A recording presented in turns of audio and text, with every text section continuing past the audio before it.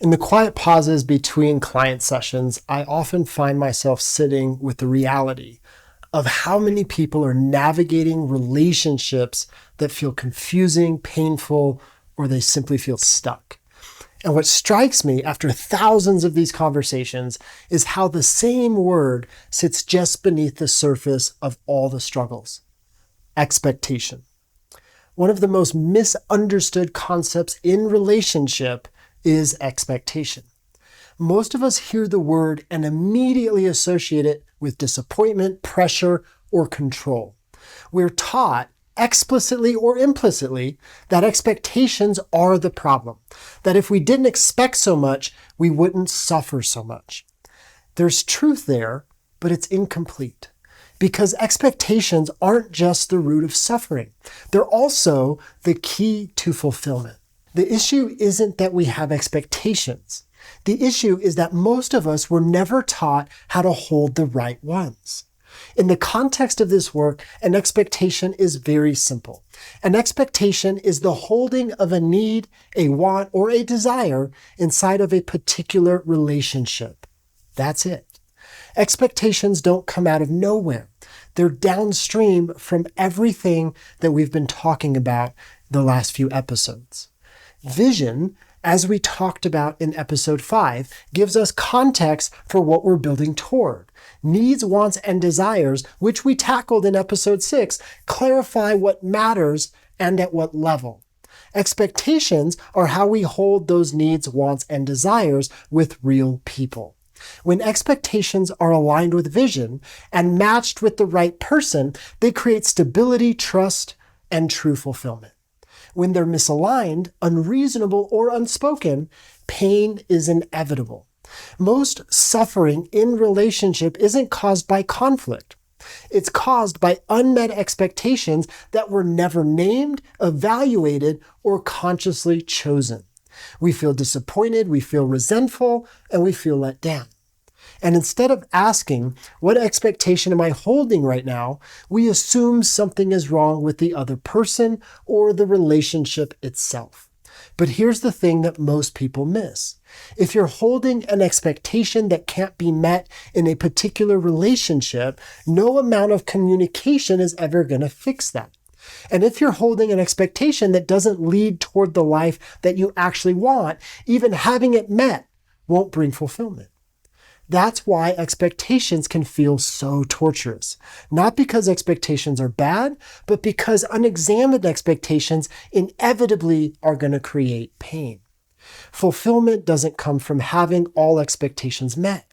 It comes from holding the right expectations and managing ourselves well around the rest. This is where maturity comes in. Needs, wants, and desires represent different levels of expectation. Needs are non-negotiable. If a core need goes unmet long enough, the relationship is going to eventually end. Wants are important, but flexible. They may be evolved, met elsewhere, or accepted as unmet without destroying the relationship. Desires are icing on the cake. If they're not happening, we can stop looking for them and be genuinely okay. Most people never make these distinctions. They treat everything they want as a requirement and then wonder why they feel perpetually disappointed. In Relationship Alchemy, we use a clear framework to evaluate whether an expectation is reasonable or not. I'm not going to train this fully here, but even a high-level pass can start to change how you relate to disappointment. For an expectation to be reasonable, all 4 of the following must be true. Number 1, does the other person clearly understand the expectation? If they don't clearly understand what you're expecting, it isn't reasonable to hold them accountable for meeting it. Unspoken expectations are one of the fastest ways to create unnecessary resentment. If the answer is no, it's not a reasonable expectation. Number 2, is there real willingness on their part? Someone may understand what you want, but not be willing to prioritize it, sustain it, or take responsibility for it. Willingness matters. If the answer is no, it's not a reasonable expectation. Number 3, is the person actually capable of meeting this expectation? And this is very important. We're not asking if they should be capable. We're asking whether they are currently demonstrating the emotional, logistical, or developmental capacity to fulfill it. Someone may deeply care and still not have the capacity. Capability without willingness doesn't work. Willingness without capability doesn't work. If the answer is no, it's not a reasonable expectation. Number 4, does this expectation move you toward the vision that you want to fulfill in your life and your relationships? Even if someone understands it, even if they're willing, even if they're capable, that doesn't automatically mean the expectation belongs. If it pulls you away from your vision, if it reinforces a dynamic that doesn't align with the life that you actually want, it will cost you in the long run. If the answer is yes, it's a reasonable expectation. If no, then it isn't. If any one of these 4 breaks down, the expectation will eventually create frustration, resentment, or confusion, and not fulfillment. And one more critical reminder: needs, wants, and desires are different levels of expectation. They require different responses, different conversations, and different levels of self-management. When we collapse them into one category, everything feels urgent and nothing gets resolved. When a need goes unmet, something has to change. The relationship will evolve or it's going to end. When a want goes unmet, you have options. You can evolve it, meet it elsewhere, or accept that it won't be fulfilled in that relationship. When a desire goes unmet, maturity looks like letting it go, not suppressing it, but stop searching for it to be met by that person. Fulfillment doesn't require that everything that you want happens. It requires that you stop making yourself miserable over what isn't essential. That's not resignation, that's self-leadership. Once you start working with expectations in this way, a lot of emotional noise is going to settle. You stop confusing disappointment with incompatibility. You stop making people responsible for regulating your nervous system, and you stop escalating pain that never needed to escalate in the first place.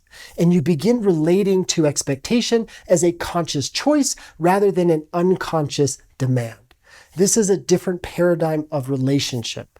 What relationships are for and how they're supposed to work and how to design them rather than just letting them become. Expectations don't stand on their own. Next week, we're going to move into boundaries, which are simply the upholding of expectations with other people in your life.